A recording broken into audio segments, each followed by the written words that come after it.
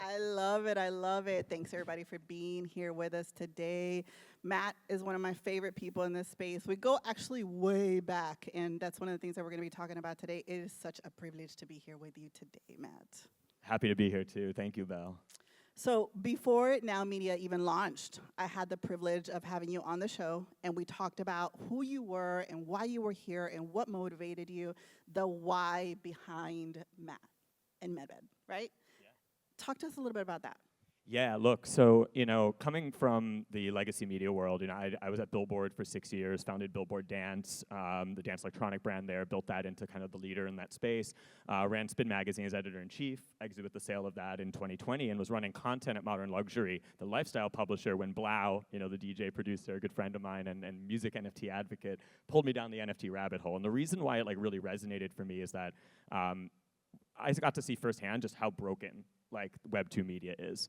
The clickbait race to the bottom, the need to tailor content for different algorithms, the sort of one-way street that existed, where audience members were becoming loyal to the headline, not the brand, right? And this disconnect that was kind of pervasive in media. And so one of the things that's important to kind of note is that from day one with NFT Now and Now Media, we always wanted to build a better media model. And so since day one, NFTNow.com has never had programmatic ads, no Facebook pixels, no cookies. We were early to that wave. We believe privacy is a fundamental human right, and we wanted to really get away from that business model, which creates these perverse incentives to create scale above all else, and no audience depth. And we just with Web3, we saw that there was a better way. So what's interesting, Belle, like you said, is Web3 enabled something that that we had seen from a long time as to why is Web 2 media broken? And an answer hadn't presented itself until I saw that, and I was like, okay, this is it.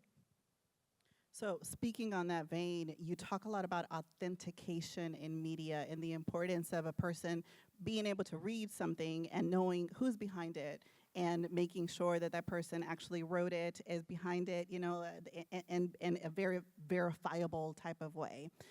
Earlier this year, you launched and announced Sovereignty, specifically for written publication on that.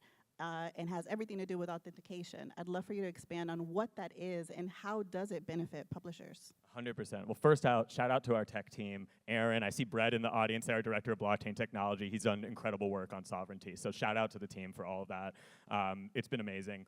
So Sovereignty is a content tool suite that enables digital publishers to authenticate their content, verified on the blockchain with proof of provenance, verifiable authenticity, which is increasingly important in the age of AI, misinformation, and fake news. And so one of the things that we saw is, I remember going to Cannes Lions and speaking to, the Axioses of the world and the Washington Post of the world, and they were all everybody was generative AI is here, misinformation is rampant, what are we gonna do about it? And the issue is AI is not getting any less sophisticated than it is right now, right? AI got smarter since we started this conversation, right? It's only, and so it's only gonna become a more powerful tool in the hands of bad actors.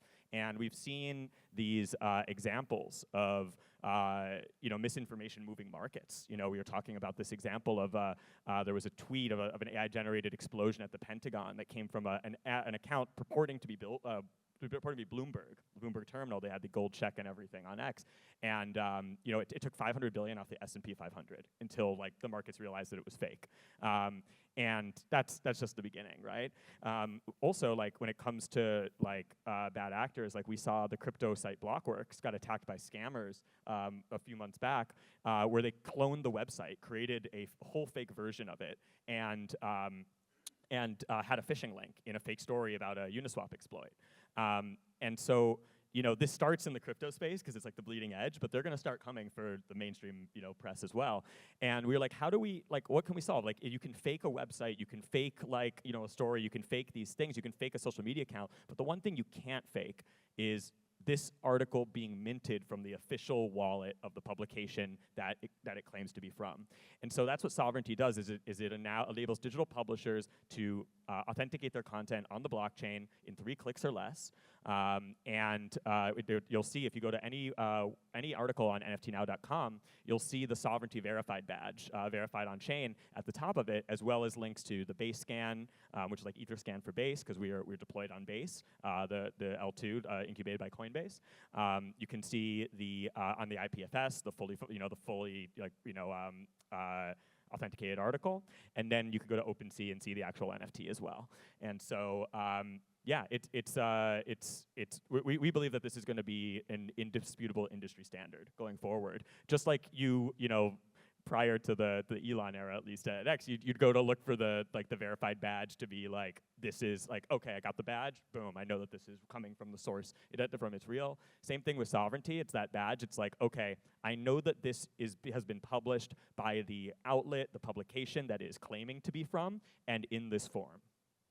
The World Economic Forum put out a risk report saying that AI-driven misinformation is the highest risk right now, especially as it pertains to the election year, right? It is the one thing that we're all going to be suffering on.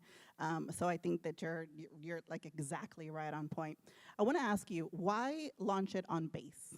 Yeah, great question. And so it's actually been amazing to see all the excitement in the Base ecosystem recently, because we made that decision like earlier, you know what I mean? Like, and so it's great to see that like validated by the market and the community. But the reason that we chose Base is actually very simple.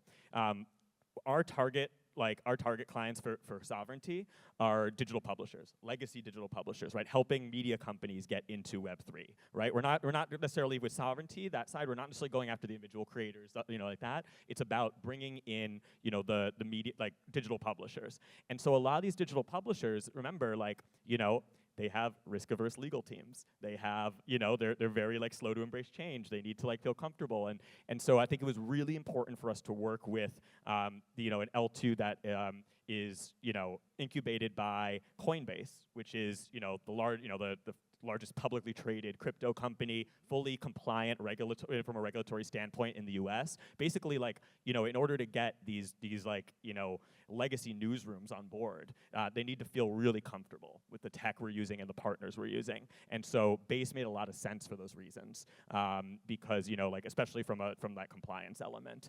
And what's been amazing to see is, you know, in the past few months, like the Base ecosystem has really been, I think, exploding. And there's just incredible energy there, from what's going on Farcaster to what's going on like with the open editions with artists and the meme coins and like all these projects. Like Base is like a really fun place to build. Shout out to Jesse Pollock, who's doing an amazing job of building that ecosystem, and we're really excited to continue to build with them. Part of the reason why it's blowing up is because it goes directly from person to person, right? It's eliminating the middleman so that people, for example, on a Farcaster, so that people are able to do what they do best, without having to go through the red tape that you would normally see. And I think that that's part of the reason that Base is blowing up so much. We talked a little bit, Matt, about the creator economy backstage and how it is also blowing up right now. I think that Web3 in particular and the blockchain technology, it allows for content creators to really push open the doors and push the boundaries on what they are able to do on their own brands and monetize on themselves. How does sovereignty and Now Media allow for a content creator to do that? And before you answer that, I want to get just a you know, touch base right now with the audience. Raise your hand if you are either a content creator or you prefer to consume your information from those content creators versus the traditional media. Yeah, I think that's the way of the future. Yeah, 100%, and that's a great question. So one of the things that's really cool is, like, you know, we have sovereignty, you know, the content tool suite for authenticating media, and then we have the ability to also really drive and power like community-centric media model, which we have created for ourselves with the Now Network. And so the Now Network we launched in January. It is token gated in private alpha for our Now Pass holders. Our Now Pass, the Now Pass is the NFT membership pass for the NFT Now ecosystem, and so what it is in its current form, it's like this sort of like one-stop shop aggregated media hub, with all these aggregated feeds for articles, podcasts, videos, etc. Not just NFT Now's content, but content from all over the ecosystem. And you can like self-select and curate and build your own feed based on who you want to follow. And what's amazing, and here's where it gets really fun, especially for the individual creators, is it's all powered by this XP points. So the whole idea is like being able to, in doing a community-centric media model, it's like, all right, what's the difference between audience and community? Audience is aware that you exist. Community wants to see you win because they have a stake in doing so. And so that's what this is about. It's like, hey, not only are you, not only do you have this access to this, great like hub HQ to stay on top of everything happening, but by using it, by consuming content, by engaging with content, by sharing content, by contributing content, you can actually earn XP points that can be shared and that can be exchanged for rewards in the rewards marketplace that's going to be launching.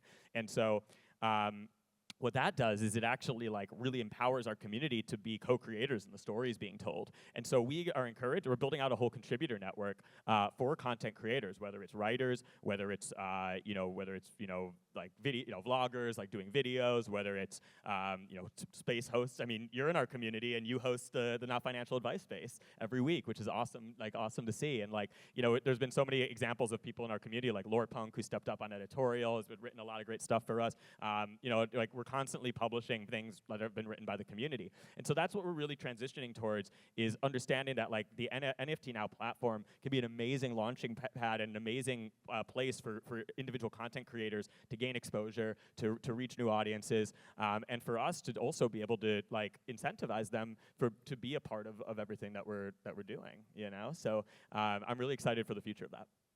That's awesome. We're almost coming up on the time, Matt. How can we learn more about what you are building? Make sure that you share your social media. Oh, yeah. Well, first off, NFTNow.com is like, the hub for NFT Now. At NFT Now across all of the social platforms. We announced our evolution to Now Media last year. That's kind of like the parent company. You can find that at Now Media on Instagram and Twitter as well, nowmedia.xyz. So that's NFT Now. That's the gateway. The gateway is our digital art experience that we've done 3 years running at Art Basel, with Christie's, and we brought to Korea during Free Seoul Korea Blockchain Week in September. You can find out more info on that at gateway.art. And then for Sovereignty, there's sovereignty.xyz. And if you're interested in joining the Now Network, now.network, you can find all these links, by the way, in the link tree on for NFT Now. I know it's a lot. And then for myself, I'm at Matt Medved on all the Web 2 platforms like Twitter and Instagram and the like, and then at Medved for the more Web 3 ones like Farcaster and beyond. But yeah, we'd love to see you love to see you active. Come join our Discord. On the NFT Now Twitter, you can find the link to it, discord.gg/NFT Now, right there. And we'd love to see you be part of the community. And we have a little community happy hour on Friday at the office. So it's we're excited. There's a lot of things in the works, and I'm excited to showcase what's next. I'm excited to go along for the journey. Thanks so much, Matt. Thank you, everybody Belle. for joining.